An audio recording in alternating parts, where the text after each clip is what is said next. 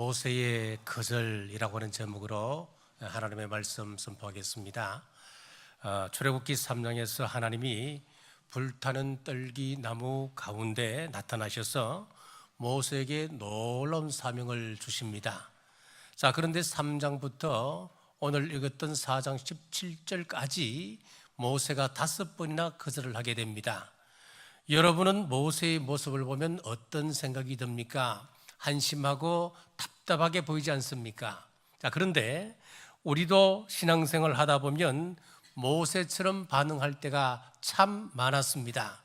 집사님, 차정대로 좀 봉사하시지요. 그러면 나 노래 부를 줄 몰라요.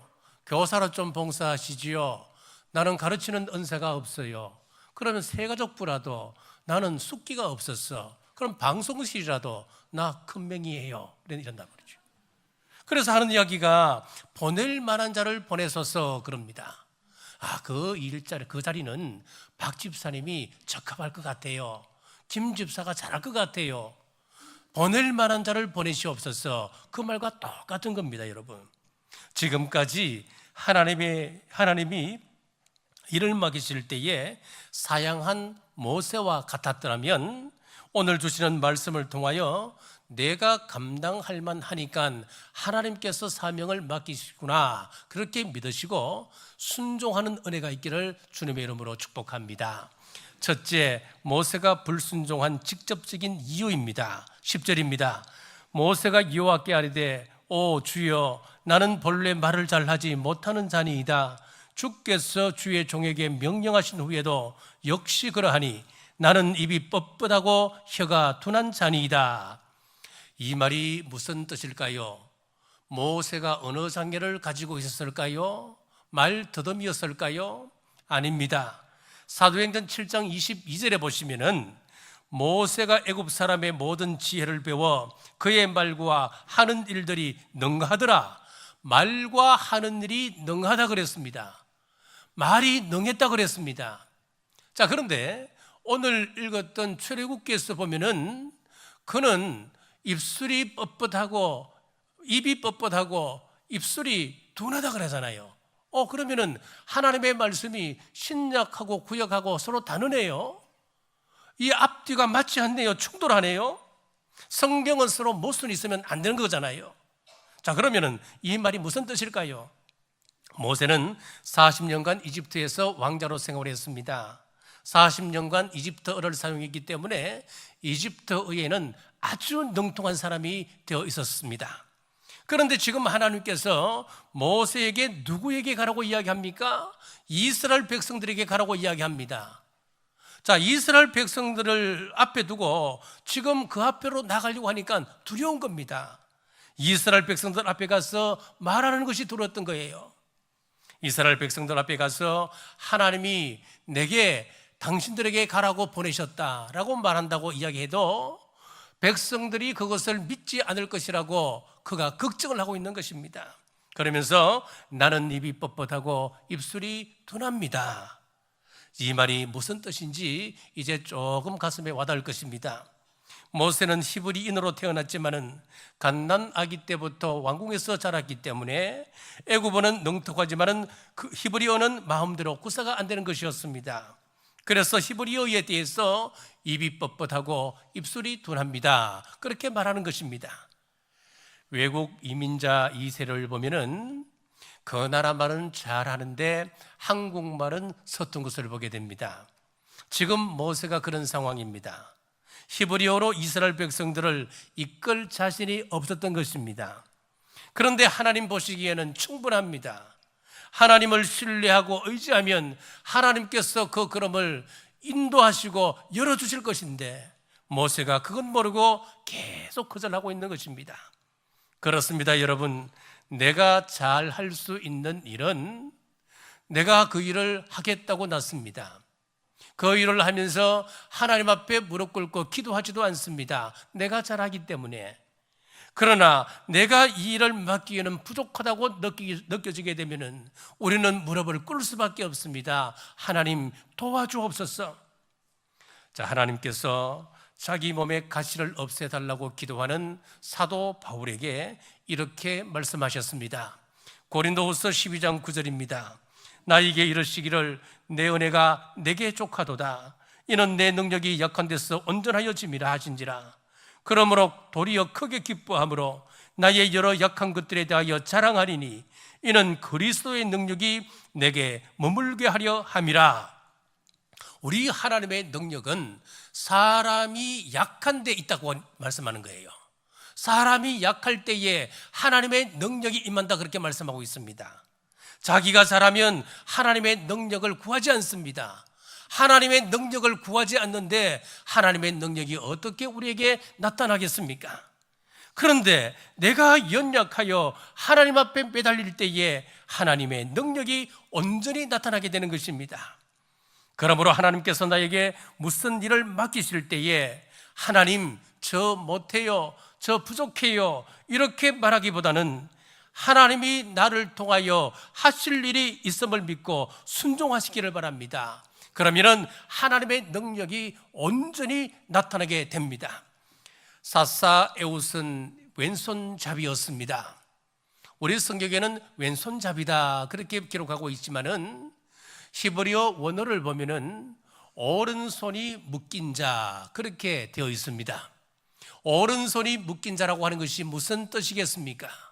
오른손에 장애가 있어서 오른손을 사용하지 못하는 사람, 그런 뜻입니다. 그래서 성경은 왼손잡이다 말씀하고 있습니다. 그런데 그 약함이 있는 사람을 하나님께서 들어서셔서 사사가 되게 하셨습니다. 그래서 한 성경학자는 이렇게 말했습니다. 오른손을 서지 못했던 에훗, 그는 자신의 약점 때문에 하나님을 의지하고 살았다. 그랬더니 하나님께서 친히 에훗의 오른손이 되어 주셨다라고 말했습니다. 우리는 다 연약합니다. 다 부족합니다. 그러나 하나님의 능력 의지하고 하나님의 일을 할 때에 우리 하나님께서 능력으로 채워주실 줄 믿으시기를 바랍니다. 둘째, 우리 하나님이 진노하신 이유입니다. 14절 상반절입니다. 여호와께서 모세를 향하여 노하여 이르시되, 하나님께서 계속 설득하시는데도 모세는 계속해서 거절하고 있습니다. 자, 그때 하나님께서 진노하셨습니다. 우리 하나님께서 언제 진노하시는지 여러분 잘 아셔야 됩니다. 하나님은 언제 진노하실까요?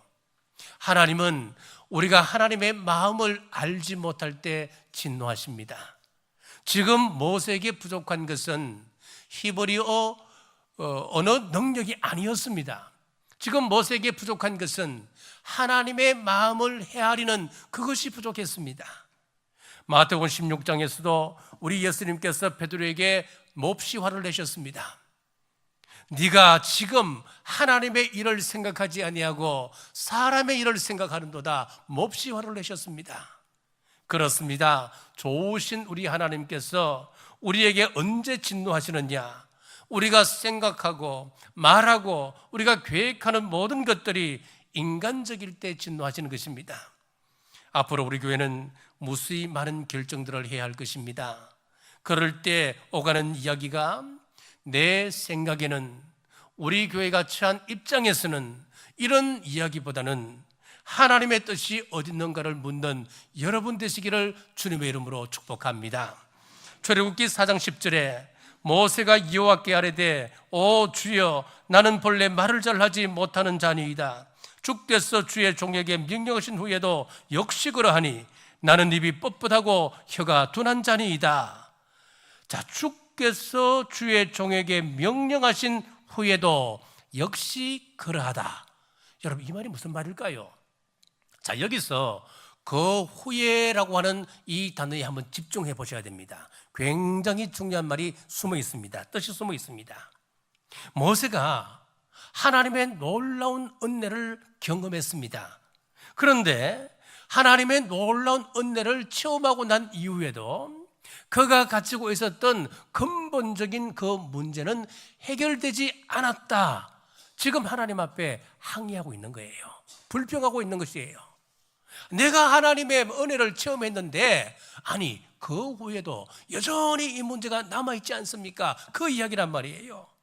하나님, 제가 하나님 만난 후에도 여전히 나의 근본적인 문제는 해결되지 않았는데 어떻게 내가 사명 감당할 수 있겠습니까?